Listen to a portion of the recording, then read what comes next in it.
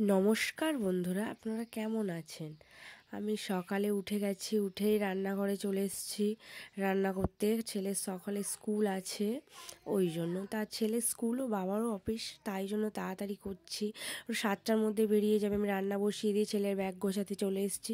কাল রাত্রে ব্যাগটা গুছিয়ে রাখা হয়নি, ওই জন্য তাই ব্যাগটা গুছিয়ে নিলাম। নিয়ে আবারও রান্নাঘরে চলে এসেছি। এসে দেখছি রান্নাটা হলো কি না। এবার অনেক কিছুই রান্না করার আছে আজকের। আবার শাক ভাজা, তারপর মাংস।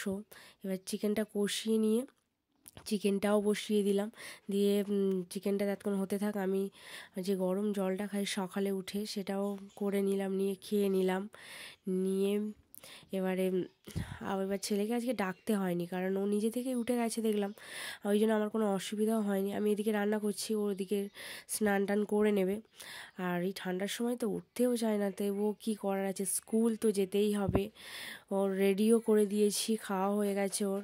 এবার ওর স্কুল চলেও গেছে। গিয়ে আমি ওই জন্য আবার চাটা বসিয়ে দিলাম। চাটা বসিয়ে দিয়ে এসে বিছানাটাও তুলে নিচ্ছি, বিছানাটা ক্লিন করে নিলাম। তারপরে আবার মেয়েকে পড়াতে বসতে হবে, সেই জন্য তাড়াতাড়ি করছি একটু। বেশি বাজেনি, 7টা বাজে এখন। এবার মেয়েকে নিয়ে একটু পড়াতে বসলাম, ও পড়ছে।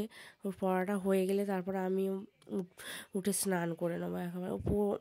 ও এখনও স্কুলে ভর্তি হয়নি, এই বছরেই ভর্তি করব।